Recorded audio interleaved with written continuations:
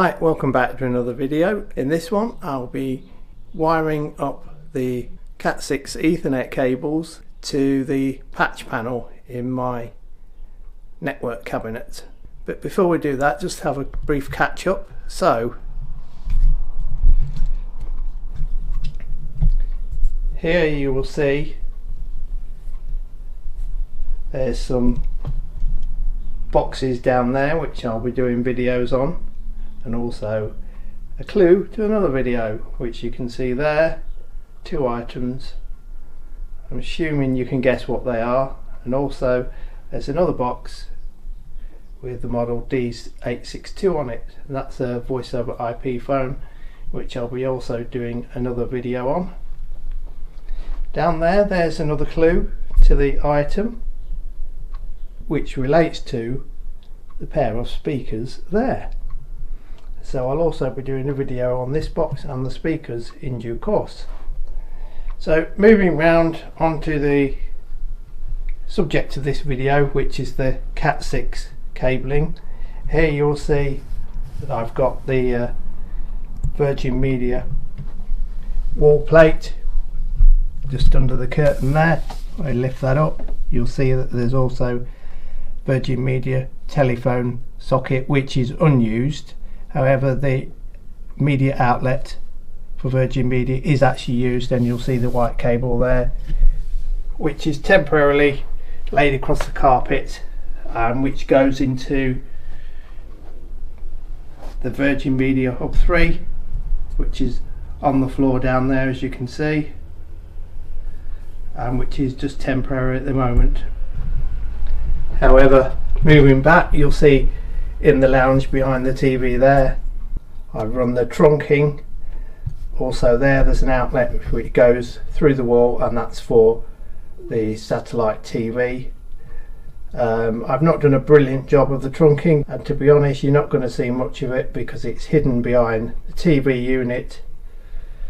Here you'll see that there's a socket with 4 CAT6 outlets on it, and this is all run by CAT6 cabling through the trunking. There's 4 outlets there. I've done 3 and then 1 as a spare for future proofing. They are labelled from left to right L1, L2, L3 and L4, meaning lounge 1, lounge 2, lounge 3 and lounge 4, just to make it easier to decipher which outlet and which cable coming into the patch panel is for which outlet. As you'll see, the cable trunking runs from that outlet all the way round, and it runs round the chimney breast to the front of the chimney breast and around the corner there, along the front of the chimney breast, behind those boxes there, and it runs along right to the corner of the chimney breast, past the Virgin Media Hub 3, round the corner. That corner needs just tidying up a bit with that corner junction, and then it runs round the side of the chimney breast into the corner. Again, that corner needs just tidying up a little bit with the trunking, and then you'll see there's a tiny outlet there which goes underneath the rack mount cabinet, and here is the rack mount cabinet which I've built. Now on top of the cabinet temporarily there are my 2 NAS storage devices. One's a DS220 Plus which is used for routine backups, and they're offline backups, so I do actually turn that device off when I finish backing up. I tend to do the backups about twice weekly. And also behind that, or behind the pot rather, you'll see there's my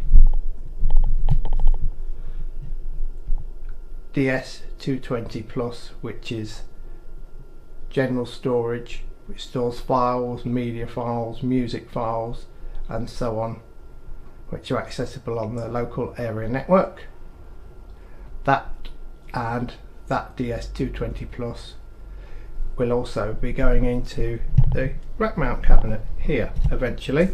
The cabinet itself is grey colour and it's a 12U unit.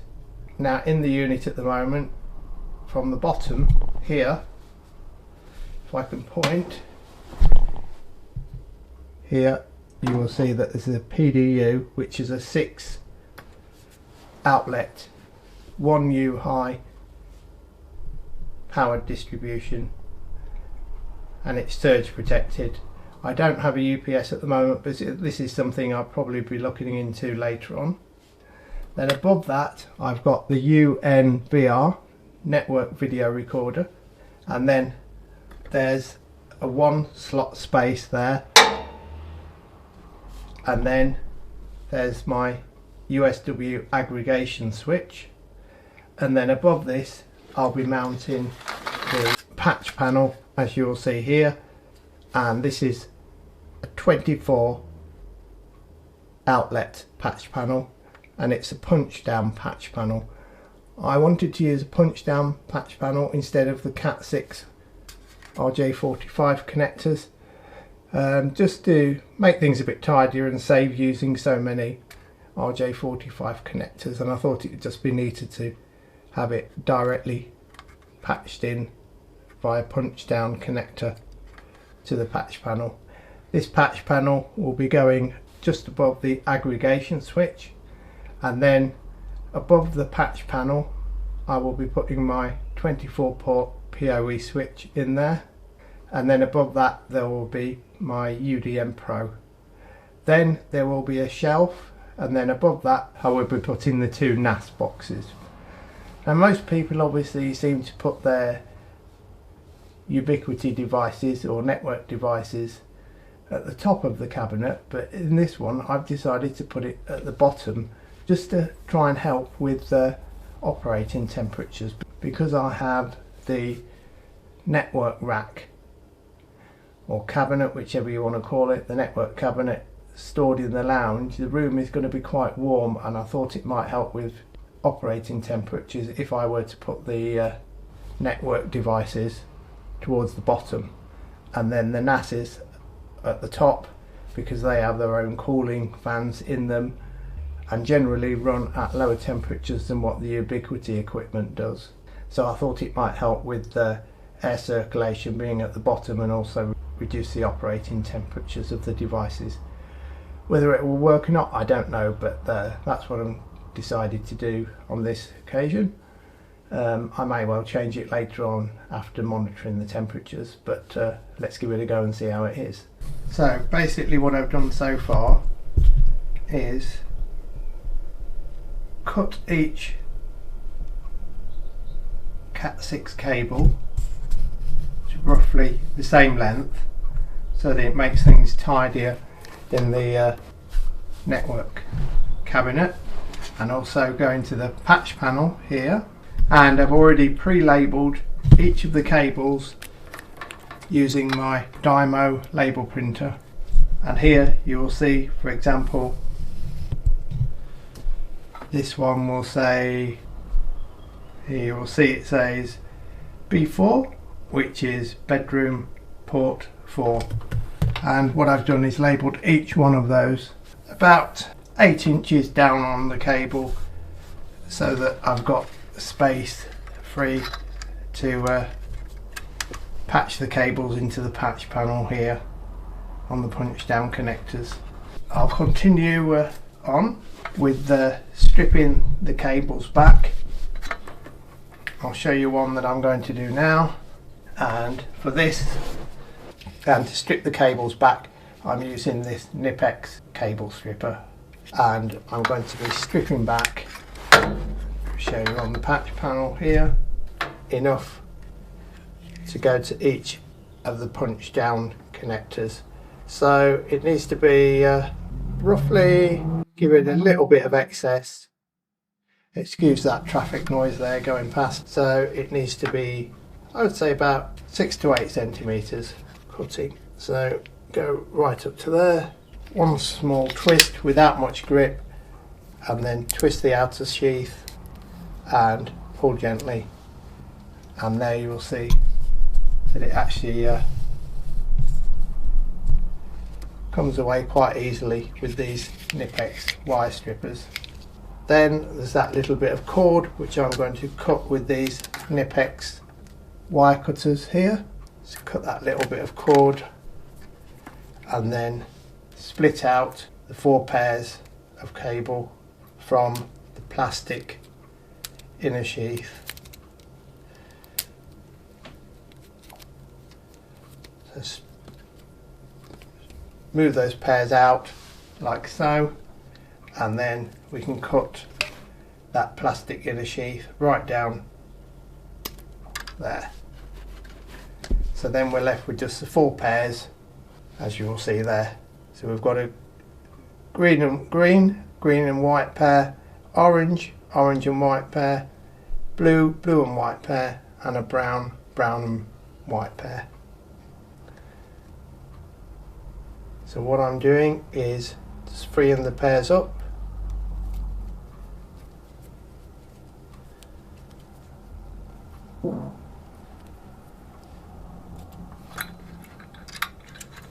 So that they're individually stranded, like so.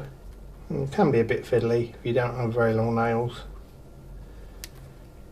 So untwist the 4 pairs, each one at a time. Then you'll have the individual strands of 8 wires with their corresponding colour-coded outer sheathing. This is the fiddly bit. Can be a bit time consuming, but once you've got all of them done, you're okay to proceed further. Now what I tend to do then, because they're quite crinkled, I tend to use these Knipex wire cutters, rub the cable individual strand, colour-coded strand, across the handle of the Knipex wire cutters, and it seems to work well with straightening the cables out. Just makes life a little bit easier, looks a bit tidier, and also aids in punching down the cables easier as well. So basically what we do is, for the first one, this is cable lounge 2. So on this I'm going to be putting at the far right side the 4 from the bedroom. These will follow to the left of that with the 4 from the lounge, and then the third one from the right, which is this section here. Let me zoom in for you.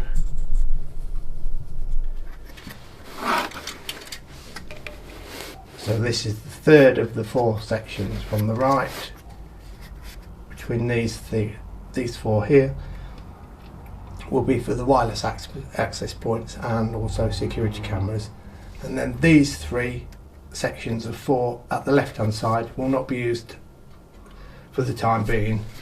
So this is lounge port 2, which needs to go in this one here, as in lounge 1 will be there, lounge 2, lounge 3, lounge 4. So this punch down patch panel is actually colour coded for T568B, which is very helpful indeed. So the punch down tool I'm using is a Draper punch down tool. It's not the best in the world, but it does actually do its job, and I find that you do have to punch the cables in 2 to 3 times to make sure that they are at home properly. So I'll go through this and punch down each cable one by one using the same colour coded. So the first one at the front there, as you can see, hopefully,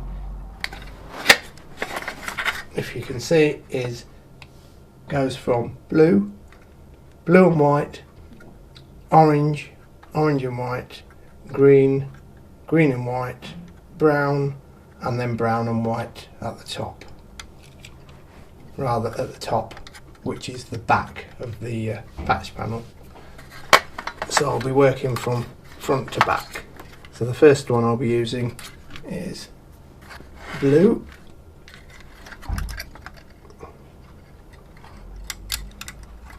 So let's push that in.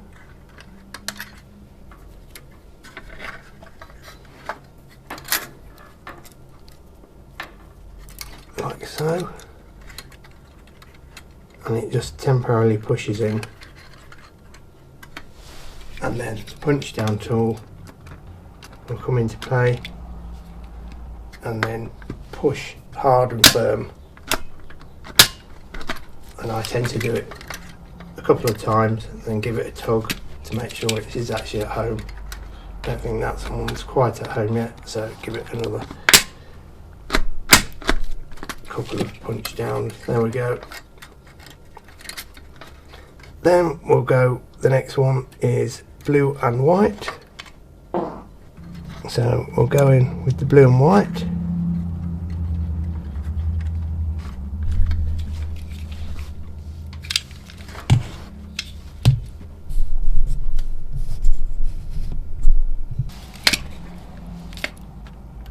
Hopefully you can see this on camera okay. Holding it at an angle to be able to show you properly. That's gone in okay. Then we go with orange.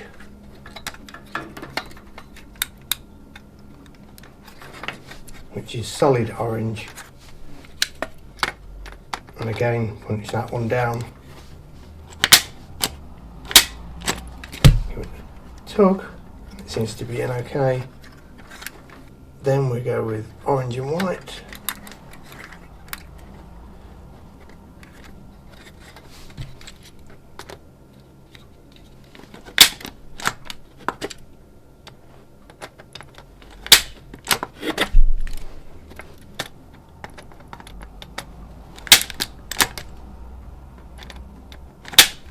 Let's give them all another going over. This punch down tool I think needs replacing actually. Seems to be getting a bit blunt. So the next one to be punched down is the solid green. Bring in the solid green.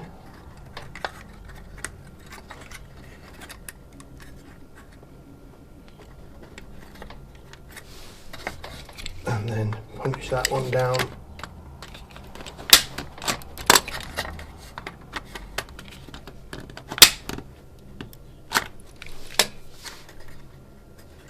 Then the next one is green and white.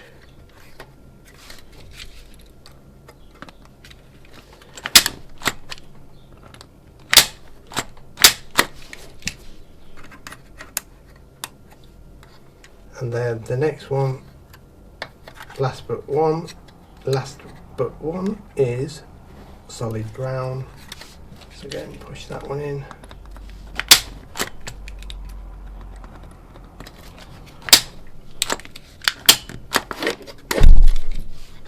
Then the next one, which is the last one, is brown and white, and that's at the top or back of the patch panel.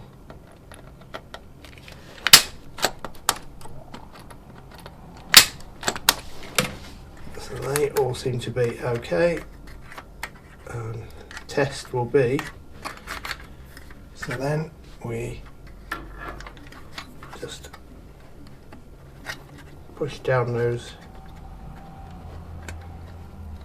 individual strands between the actual port, and then you can actually clip the cable in and underneath. So you'll see I've done one. It's not the best job in the world, but it's okay, and as long as it works it's fine. It's going in the cabinet, so you're not going to see the cable mess behind it. So I'll carry on and do all the ports that I need to do, punching down each cable one by one, and then I'll come back to you when I'm ready to put the patch panel in the cabinet. So here we are, nearly an hour and a half later, and we're back with the patch panel. See, hopefully I've finished, and I have labelled each of the ports, labelled them B1, B2, B3, B4, L1, L2, L3 and L4, and also further to the left W1 meaning Wi-Fi access point 1, and also C1 and C2 meaning camera 1, camera 2. I've left 2 spare, as you'll see there, for future proofing for 2 more cameras, and also to the right I don't think I'll need any more wireless access points, but there are obviously ports spare. If I need to add them in, I could just relabel them. So that's all finished, and the cabling has been done.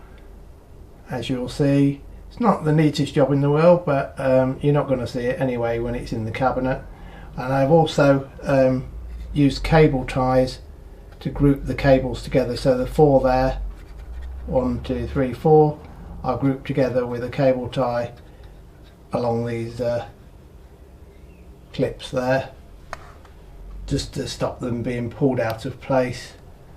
And also I've grouped the 4 there for lounge 1, lounge 2, lounge 3 and lounge 4. The first lot were for B1, B2, B3, B4, meaning bedroom 1, 2, 3 and 4. And then I've also grouped the 2 camera ones together there, and also the Wi-Fi access point is just on its own there. Just makes things a little bit tidier. So here we are, ready to put it into the cabinet. Once I've put it into the cabinet, I will then be using my tester, and it's just clipped together 2 modules. So one will go with an Ethernet cable from the patch panel into the port at the top, and then the other part of the module, as you'll see here, will go onto an Ethernet cable which will be at the end of one of the ports, and that will test each pins 1 through to 8 to make sure that they're all in sync and they've got continuity at both ends. This cable tester I'm using is only a cheap one, and it's made by CSL is the brand name of it. Hopefully you'll see that on camera now. And just for information, it is a WD Plus, and its model number is 301-302/806-01-SZ097.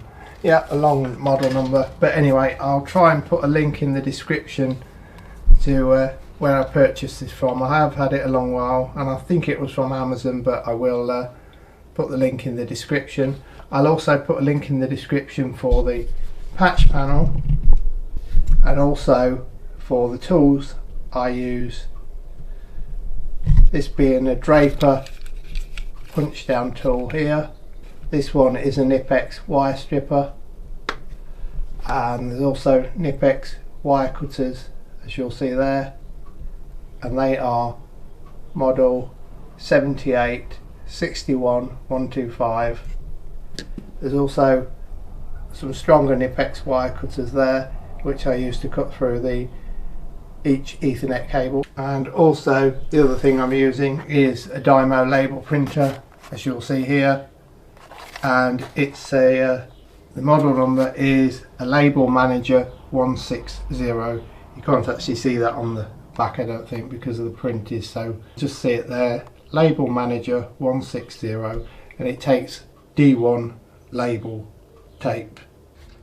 I'm inserting the patch panel with the screws that came with it.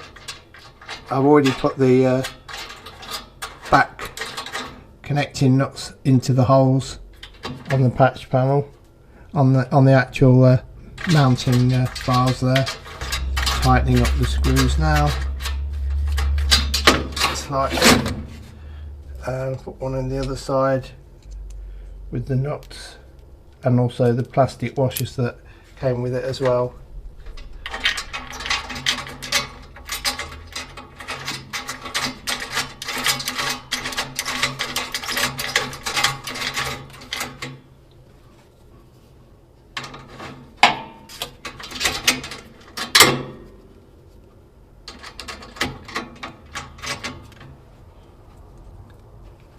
If you notice, I'm leaving a gap of 1 hole between each unit.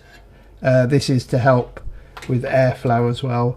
I think it actually looks neater myself, rather than squashing everything tight up together. but that's just a personal preference. And then the fourth one at this end.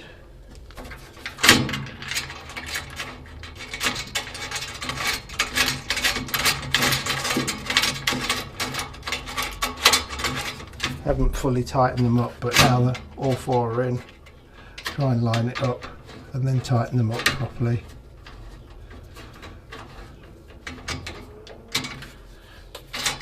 I tend to do one in the bottom corner and the opposite end, one in the top corner. Hopefully line it up straight and then tighten the other two up after that.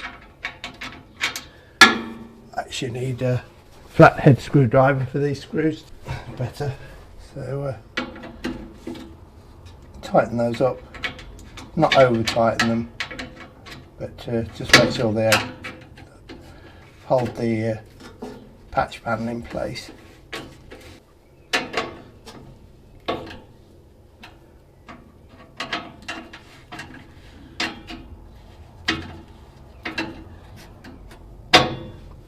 That's it, that's in place, as you can see there. I'll zoom in.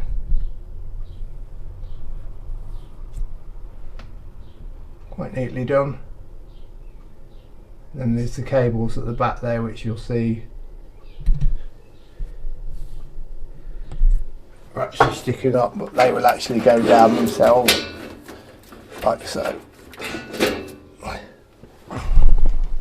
So now what I'm going to do is test the ports. I'll do one and then I'll go through the rest of them. Lounge port 4, test that one first. Actually, no, let's start with the lounge port 1. Connect in a patch cable like so.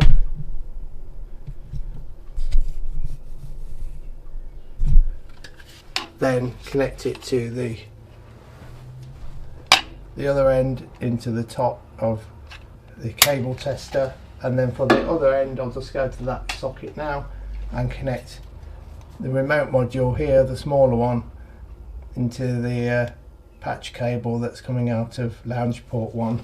Come back to the main tester here, as you'll see, and there's a switch on the top. If we turn it on, it's going through the numbers, as you'll see, 1, 2, 3, 4, 5, 6, 7, 8. 1, 2, 3, 4, 5, 6, 7, 8, and they're all going green light, so that's fine. We can do it in switch further down and it goes into the slow mode, so you can probably see that it's going through each numbers 1 through to 8. So that port is good. So I'll continue going through each of the lounge 2, 3, 4, and also B1, B2, B3 and B4, and also W1, C1 and C2. Excellent news. Thankfully all the ports have tested okay. So the last port I've just done is B4. All the way through from W1, C1, C2, L1, L2, L3, L4, B1, B2, B3 and lastly B4. They've all tested for continuity, thankfully, which is good news. Means that they're all connected properly in the patch panels and they're all connected properly at the end of each socket, which I knew about anyway because I did actually test the sockets once I'd wired them. So at least I knew that part was okay anyway, but at least now I know that everything, all wires are connected in this patch panel here and successfully terminated okay. So that's the end of this video. I will come back to you in the next video, and I think in the next one I'll be connecting up the UDM Pro and configuring that from scratch, so I'll show you how to do that. That might take more than one video, but anyway, I hope to see you again soon. Thanks for watching, take care, hope you like this video, and don't forget to hit subscribe